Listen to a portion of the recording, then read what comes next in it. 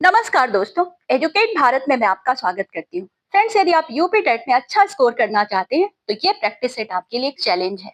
बहुत ही ट्रिकी और exam oriented बनाने का प्रयास किया है मैंने इसको, और पिछली परीक्षाओं के आधार पर बनाया है। तो चलिए शुरू करते हैं। आप अपना आंसर कमेंट बॉक्स में दीजिएगा। किस अधिनियम द्वारा बंगाल के गवर्नर जनरल को गवर्नर जनरल ऑफ इंडिया का पद नाम दिया गया? ऑप्शंस देख लीजिए फ्रेंड्स। ऑप्शन नंबर सी सही है, चार्टर एक्ट 1833 द्वारा बंगाल के गवर्नर जनरल को गवर्नर जनरल ऑफ इंडिया का पदनाम दिया गया। इससे पहले वह केवल बंगाल का गवर्नर जनरल कहलाता था। इस अधिनियम के बाद भारत में प्रशासनिक केंद्रीयकरण को अधिक मजबूत किया गया। किस कानून द्वारा ईस्ट इंडिया कंपनी का भारत में व्यापार करने का एकाधिकार समाप्त कर दिया गया? ऑप्शंस देखिए दोस्तों। Charter act 1833 option number B सही है।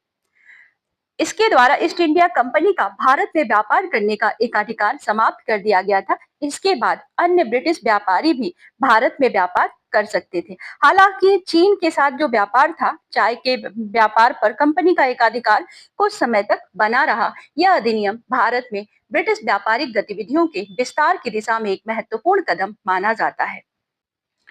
जनहित याचिका PIL का मुख्य उद्देश्य क्या है? PIL का मुख्य उद्देश्य सोसाइटी के व्यापक जनहित से जुड़े मामलों पर न्याय प्राप्त करना। एक ऐसी व्यवस्था है जिसके माध्यम से कोई भी व्यक्ति समाज के व्यापक हित से जुड़े मामलों को न्यायालय के सामने उठा सकता है। इसका उद्देश्य गरीब, कमजोर और वंचित लोगों को न्याय दिलाना तथा सार्वजनिक हित की रक्षा करना है। दिल्ली सल्तनत के किस शासक ने मंगोलों पर आक्रमण करने के उद्देश्य से एक विशाल सैन्य अभियान की योजना बनाई थी?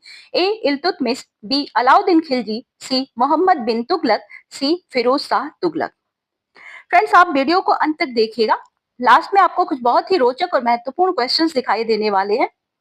इसका आंसर सही होगा मोहम्मद बिन तुगलक। मोहम्मद बिन तुगलक जो था, इसने मंगोलों पर आक्रमण करने के उद्देश्य से एक विशाल सैन्य अभियान की योजना बनाई थी। उसने बड़ी सेना तैयार की और इसके लिए भारी धन भी खर्च किया, लेकिन उसकी यह योजना सफल नहीं हो सकी। पूर्वी घाट के पठारों के संबंध में निम्नलिखित में से कौन सा कथन सही है? ये लगातार ऊंची पर्वत श्रृंखला के रूप में फैले हुए हैं। बी, ये मुख्य रूप से ज्वालामुखीय पर्वत है। सी, ये नदियों द्वारा कई स्थानों पर कटे हुए हैं। डी, ये केवल हिमालय क्षेत्र में स्थित हैं। फ्रेंड्स, इसका ऑप्शन नंबर सी सही है, ये नदियों द्वारा कई स्थानों पर कटे हुए हैं। पूर्वी घाट प्रायः प्रायद्वीपीय भाग में, भारत के प्रायद्वीपीय पठारी भाग में स्थित पर्वतीय क्षेत्र है, और यह पश्चिमी घाट की तरह लगातार श्रृंखला में नहीं है। पश्चिमी घाट बराबर है, लेकिन ये नदियों द्वारा कटे फटे से दिखाई देते हैं। गोदावरी नदी, कृष्णा नदी और महानदी जैसी नदियां इन्हें काटते हुए बंगाल की खाड़ी की ओर बहती हैं।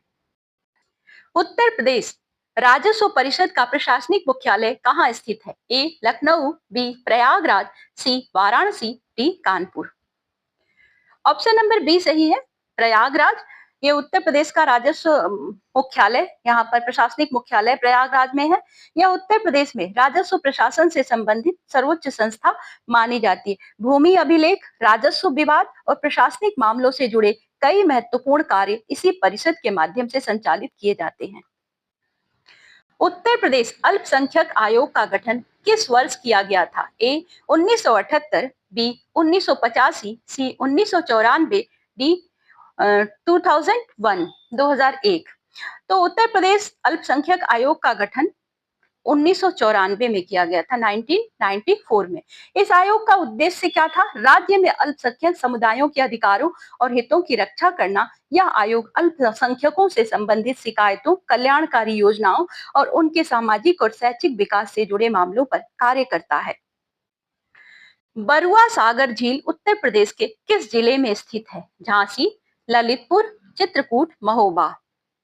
ऑप्शन नंबर ए सही है, झांसी। ये झांसी के प्रसिद्ध ऐतिहासिक झील है और इसके निकट बरुआ सागर किला भी स्थित है, जिसका संबंध बुंदेलखंड के इतिहास से माना जाता है। यह झील अपनी प्राकृतिक सुंदरता और पर्यटन के लिए प्रसिद्ध है। बाबर मूल रूप से किस क्षेत्र का निवासी था? ए गंधार, बी फरगना, सी हिंदू कुश, डी खुरासान। बाबर मूल रूप से फरगना क्षेत्र का निवासी था और वर्तमान समय में यह मध्य एशिया के उज्बेकिस्तान में स्थित है। बाबर तैमूर और चंगेज खां की वंश परंपरा से संबंधित था। कभी कभी आपसे क्वेश्चन पूछता है किस वंश से था, तो तैमूर लंग के वंश से था, चंगेज खां की वंश परंपरा से। और 1526 में इसने पानीपत का प्रथम युद्ध जीतकर 1526 में ये युद्ध जीता। इसने किसके साथ जीता, तो इब्राहिम लोदी के साथ, और मुगल साम्राज्य की स्थापना की। सर ए पुल का युद्ध में बाबर को किसने पराजित किया था? ए इब्राहिम लोदी, बी मोहम्मद साइबानी खान, सी राणा सांगा, डी शेरशाह सूरी। सर ए पुल के युद्ध में मोहम्मद साइबानी खां जो था, ये उज्बेक शासक था, इसने बाबर को पराजित किया था। ऑप्शन नंबर बी सही है। और यह युद्ध मध्य एशिया में सत्ता संघर्ष के दौरान लड़ा गया था। इस पराजय के बाद बाबर को समरकंद छोड़ना पड़ा। बाद में उसने भारत की ओर ध्यान केंद्रित किया और अंततः भारत में मुगल साम्राज्य की नींव रखी। शेरशाह सूरी, उसका एक नाम और भी था, फरीद खान, ने प्रारंभिक शिक्षा कहाँ से प्राप्त की थी? ये जौनपुर से शिक्षा प्राप्त की थी इन्होंने। इनका प्रारंभिक नाम फरीद खान था और उस समय जौनपुर को पूर्व का सिराज कहा जाता था जब शेरशाह सूरी ने यहाँ शिक्षा प्राप्त की थी। यह शिक्षा एवं संस्कृति का महत्वपूर्ण केंद्र माना जाता था और फरीद खान ने यहाँ अरबी, फारसी और प्रशासनिक विषयों का अध्ययन किया था। फ्रेंड्स, अगर आपको ये प्रैक्टिस सेट अच्छा लग रहा हो तो हमें एक लाइक जरूर दीजिए। तुरंत जाकर के लाइक का बटन दबाएं। और हाँ, एक बात ध्यान रखिएगा, इसी तरह के प्रैक्टिस सेट अगर आप और भी हल करना चाहते हैं तो आप प्लेलिस्ट को चेक कीजिएगा, बहुत सारे आपको मिलेंगे, जिससे आपका CTET UP TET confirm है निकल जाने वाला। एसएसटी में आपको कोई प्रॉब्लम आने वाली नहीं है।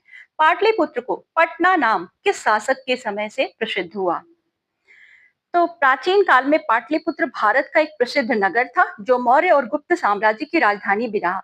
मध्यकाल में शेरशाह सूरी के समय इस नगर का नाम पटना के रूप में प्रचलित हुआ। वर्तमान में पटना जो है बिहार की राजधानी है, तो सभी जानते हैं। निम्नलिखित में से किस शासक ने हजरत ए आला की उपाधि धारण की थी? अकबर, शेरशाह सूरी, हुमायूं, जहांगीर। शेरशाह सूरी ने हजरत ए आला की उपाधि धारण की थी और ये सूरी वंश के संस्थापक थे। अपने प्रशासनिक सुधारों के लिए बहुत ही प्रसिद्ध माने जाते हैं।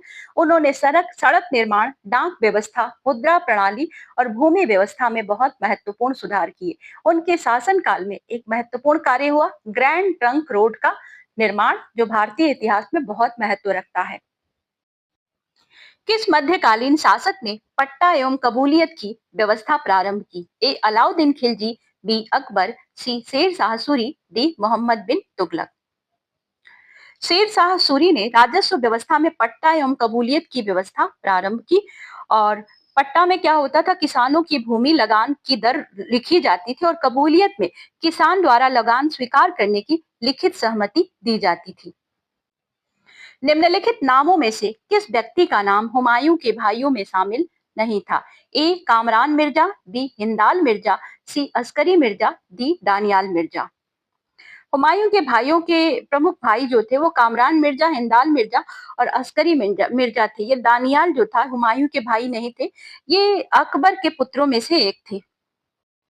भारत में प्रथम परमाणु परीक्षण 1974 में किया गया था। इसे किस नाम से जाना जाता है? A operation Shakti, B smiling Buddha, C operation Vijay, D Buddha Purnima. इसका पहला परमाणु परीक्षण 1974 में किया गया, पोखरण में किया गया। किस जगह पर?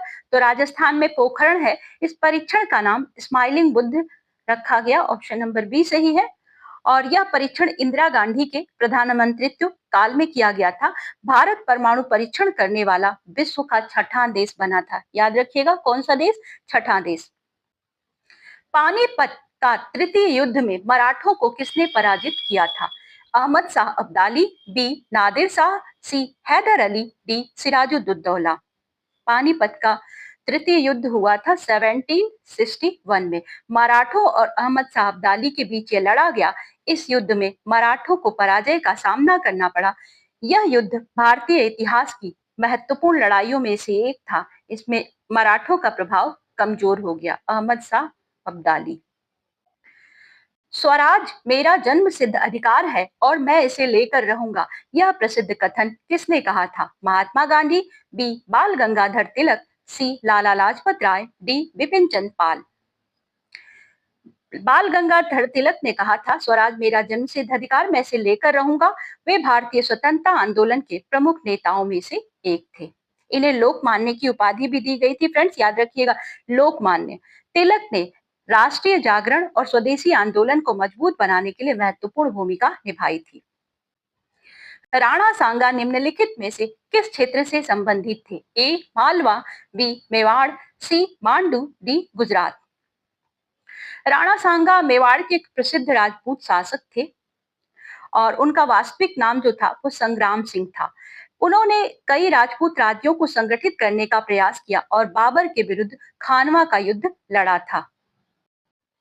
पंचायती राज व्यवस्था सर्वप्रथम किस राज्य में लागू की गई थी? ए उत्तर प्रदेश, बी राजस्थान, सी बिहार, डी मध्य प्रदेश।